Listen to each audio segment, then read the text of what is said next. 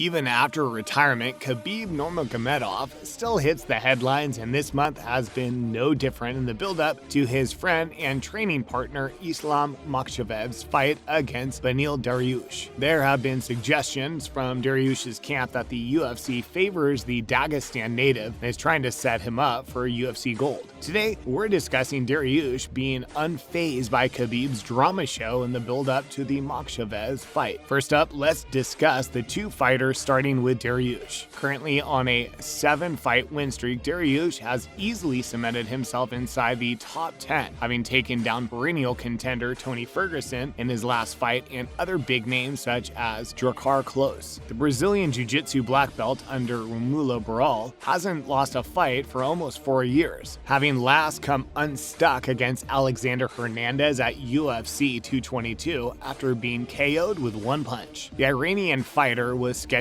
to fight current champ Charles "Du Bronx" Oliveira before he was the champ, of course, but the Brazilian had to pull out through injury. How it could have gone so differently for Dariush had he added the current champ's name to his run of victories. Dariush is well-rounded everywhere and boasts an MMA record of 21-4-1, which is certainly not to be sniffed at. He has a ton of weapons in his arsenal, and as well as having solid BJJ on the ground. He's no slouch when stood up either. A black belt in Muay Thai under world-renowned striking coach Rafael Cordeiro, he has won 5 of his fights by knockout, 8 by submission, and 8 by decision, showing he has the tools to not only win within the distance, but also the engine to grind out a result if it doesn't happen to go the distance. What do you think of Dariush's most impressive performance is to date? Let us know your thoughts below. And how about Makhachev then? Stay with us to discuss. Hailing from the feared Dagestan region of Russia, Makhachev's record is even more impressive than Dariush. The 2016 World Combat Sambo champion currently stands at 21-1 in MMA, suffering only one defeat in his entire mixed martial arts career. That loss came more than 6 years ago in only his second UFC fight, a one-punch KO against Adriano Martins at UFC 192. The fight game can throw up anomalies, as we know, and we would certainly stick this under that category. Since then, Makhachev has been nothing short of spectacular. Currently a 9th fight win streak, he counts the likes of Gleison Tibau, Thiago Moises, and the always dangerous Dan Hooker as victims. Almost half of his wins have come via submission, so it'll be interesting to see what tactics he employs against Dariush, who's just as dangerous when it comes to jiu-jitsu. We know both rarely rely on knocking opponents out to win, so we would have to say that this one will more likely go to the ground, and then it'll be a case of whose ground game's the sharpest. Makhachev last 3 wins have all come via submission, and different methods of submission at that, finishing Hooker by Kimura, Moises by rear naked choke, and Dauber by arm triangle choke. What do you think of the run both men are currently on? Who is the most impressive? So what did Khabib have to say recently? Let's see.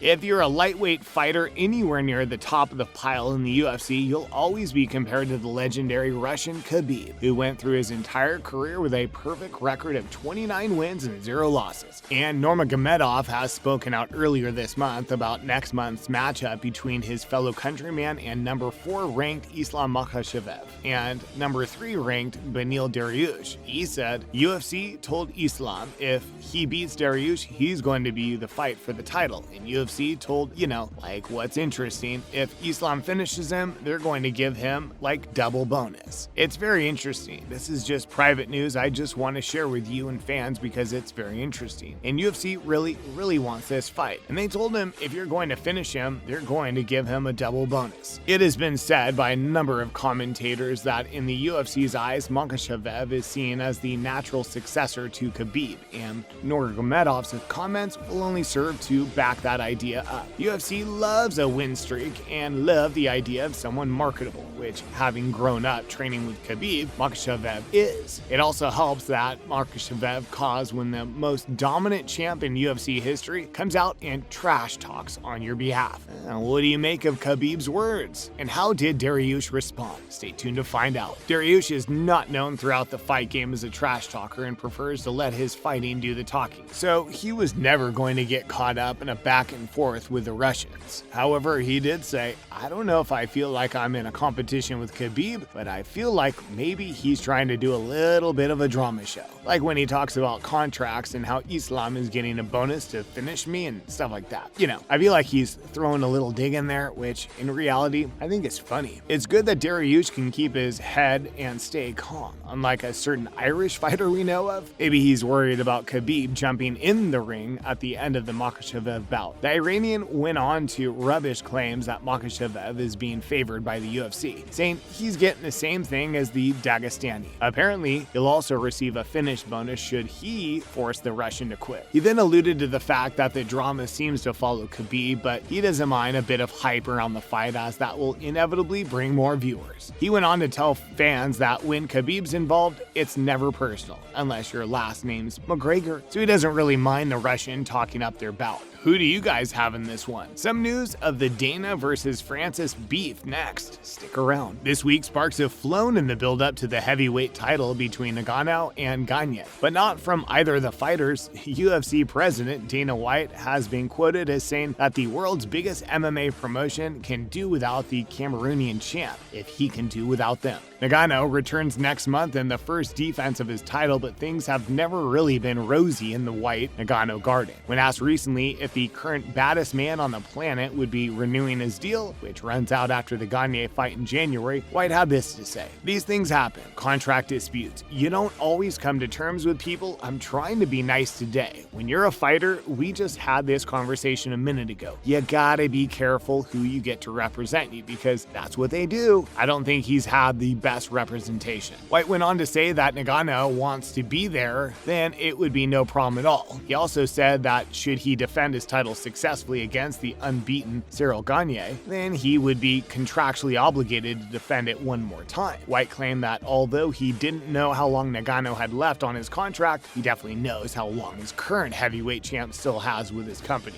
He thinks there will be one more after this one. Give it a rest, Dana. Nick and Nate Diaz joins us next. Saturday night's Jake Paul versus Tyron Woodley provided us with a classic Nate Diaz moment. On the way to the ring to corner his fighter, Chris Avila, a man could be seen saying something to the Diaz entourage during the walk to the ring. Diaz, in classic Diaz style, pretended to throw a punch at the man, but pulled back. But not before the guy flinched and spilled what looked like beer all over the place. 2 for flinching. Dana White shared the episode on his social media accounts and seemed to find the encounter hilarious, which it was. White has also had this to say on Nate's older brother Nick this week, who was defeated by former welterweight king Robbie Lawler on his comeback earlier this year, and it seemed to think Nick should call it a career. Regardless of how good he looked or what he did after such a huge layoff, I don't think Nick should fight. It's not that I was in favor of it. He's a grown man and can do whatever he wants to do. I just don't think that Nick does it because he loves it. I think Nick does it because he has to do it. I don't know, man. People always ask me, what's the key to success? It's all about being happy and doing what you love. Interesting words from the UFC's head honcho. What do you guys make of Nick potentially carrying on? Or should he retire? Let us know below. As always, thanks for tuning in today, guys, and remember to stop by next time for some more fun reveals. Also, why not share this video with any MMA heads you might know of? Bye, guys.